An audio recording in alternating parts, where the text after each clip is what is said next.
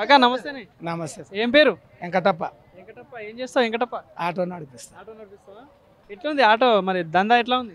దందా ఎప్పట్లాగా ఉండదు. అప్పుడేమో 20 బస్సులు, ఇప్పుడు అప్పుడు అన్ని బస్సులు ఇప్పుడు ఉండవు. ఇంకా ఎక్కడ మంది ఆటో ఎక్కేటోళ్ళు ఆటో ఎక్కుతారు, బస్సు ఎక్కేటోళ్ళు బస్సు ఎక్కుతారు, అంతే కదా. అంతే. కానీ మరి బీఆర్ఎస్ వాళ్ళు బీజేపీ వాళ్ళు ఏమంటారు? బస్సు ఫ్రీ పెట్టి ఆటోలో పొట్టగొట్టిందని చెప్పేసి అంటారు. మరి ఏమంటావు? నిజమే? ఇప్పుడు ఆటోలు నడిచేటివి నడుస్తాయి సార్. కొంతమంది పడనోళ్ళు అంటారు లేదానికి బైకులు కాలు రెక్కని రియల్ ఎస్టేట్ బిజినెస్ ఎక్కువైపోయింది. ఇన్ని బైకులు ఉండేనా?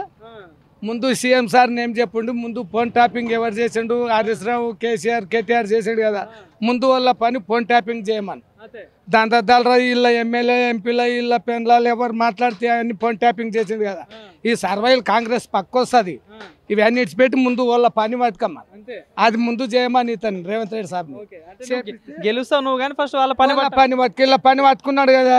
నువ్వు ఆఫీస్కి పోతే ఒక బిజినెస్ వాళ్ళు పోతే ఎవరితో ఏం మాట్లాడితే ఎవరికి ఇచ్చుడు తీసుడు వీళ్ళు కుంభకోణం చేసలేరా? లేదా మరి ఆడ దినందే జైల్లో కూర్చున్నదా? ఇక వస్తుందో రాదో ఇక కోటి తీర్పాది. ఇప్పుడు వాళ్ళ పని తన్ని పట్టుకమ్మాను. ప్రజలు మంది పబ్లిక్ భయపడి అభిమానం ఇట్లా చెప్తారు. వాళ్ళు 3000 ఇస్తే 2000 ఇచ్చిండ్రు కాంగ్రెస్ వాళ్ళు. పబ్లిక్ యాస్టకు వచ్చి కాంగ్రెస్కి వేసిండ్రు. వచ్చేది కాంగ్రెసే. బీజేపీ ఎవరన్నా కొంత ఉంటారు అక్కడ ఇక్కడ. అవన్నీ ఇక్కడ మన తెలంగాణ స్టేట్లో మతం కర్షణ లేకుంటుంది. హిందూ ముస్లిం అంతా అన్నదమ్ములు లాక్కుంటాం. ఇక్కడ మాత్రం కాంగ్రెసే వస్తుంది. కానీ మరి ఇక్కడ చేవెళ్ళ నుండి కాంగ్రెస్ నుండి రంజిత్ రెడ్డి పోటీ చేస్తాడు, అటు కొండా విశ్వేశ్వర రెడ్డి బీజేపీ నుండి. సో మరి ఎట్లా ఉంటుంది పోటీ? ఎట్లా ఉంటుంది వీళ్ళ ఇద్దరి మధ్యలో? ఇది వచ్చేది కాంగ్రెస్ పోటీలే, అది లేదు. అటు కొండా విశ్వేశ్వర రెడ్డి కానీ అటు కాసాని జ్ఞానేశ్వరి సార్ గెలిచేది మేమే అని చెప్పేసి ముదిరాజులం. మా ఓట్ బ్యాంక్ ఎక్కువ ఉండదు. మేము కాంగ్రెస్కి వేస్తుంటాం. జ్ఞానేశ్వరి ఎన్ని పార్టీలు మారితే చంద్రబాబు తోటి కలిసి చంద్రబాబు జైలు ఉండప్పుడు జ్ఞానేశ్వరి అక్కడ మళ్ళీ ఇప్పుడు ఇక టీఆర్ఎస్ లోకి వచ్చి మళ్ళీ ఇక్కడ పోటీ చేస్తున్నాడు.